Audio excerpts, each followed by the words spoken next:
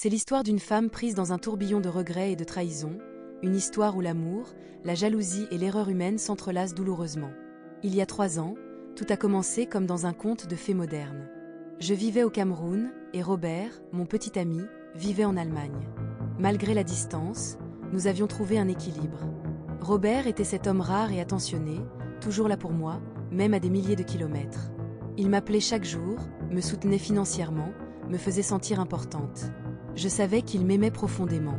Et moi aussi, je l'aimais. Ou du moins, je le croyais. Mais la distance. La distance est une épreuve cruelle. Elle creuse des vides que même les plus beaux mots et les appels vidéo ne peuvent toujours combler.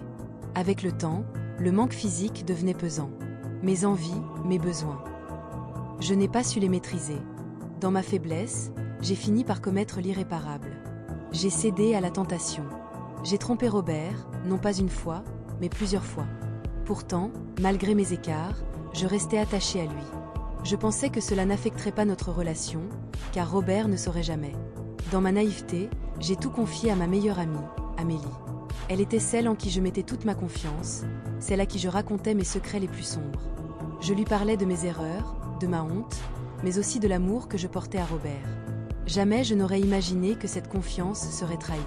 Quand Robert m'a annoncé qu'il venait en décembre pour me demander en mariage, j'étais aux anges. Enfin, notre rêve allait devenir réalité. Il allait me fiancer, m'emmener en Allemagne, et nous allions commencer une nouvelle vie ensemble. J'étais heureuse, mais Amélie, elle, ne l'était pas. Derrière son sourire se cachait une jalousie que je n'avais pas vue. Une soirée fatidique a tout changé. Amélie m'a demandé mon téléphone, prétextant qu'elle devait passer un appel urgent. Sans méfiance, je le lui ai donné. Mais au lieu de se limiter à son appel, elle a fouillé dans mes messages, mes photos, mes conversations.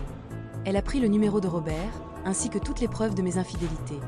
Les messages, les photos, mes nudités que j'envoyais parfois à d'autres pour combler ce vide que Robert ne pouvait combler à distance.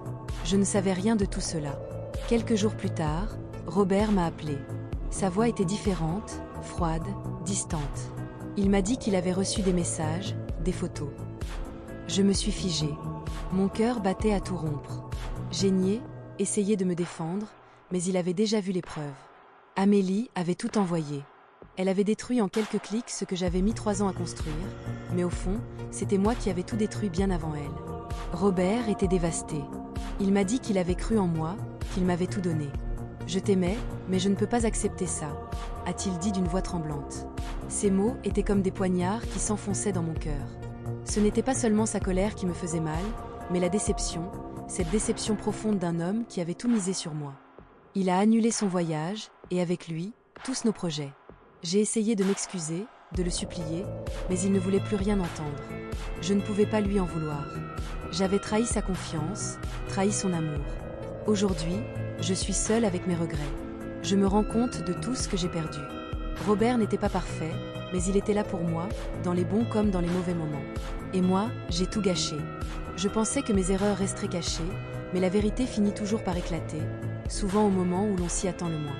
Je regrette aussi d'avoir fait confiance à Amélie, mais surtout, je regrette d'avoir trahi un homme qui m'aimait sincèrement. J'ai appris à mes dépens que l'amour demande de la patience, du respect et de la fidélité. Mais parfois, les leçons les plus importantes viennent trop tard, quand tout est déjà perdu. Abonnez-vous pour une prochaine vidéo et merci de continuer à me soutenir.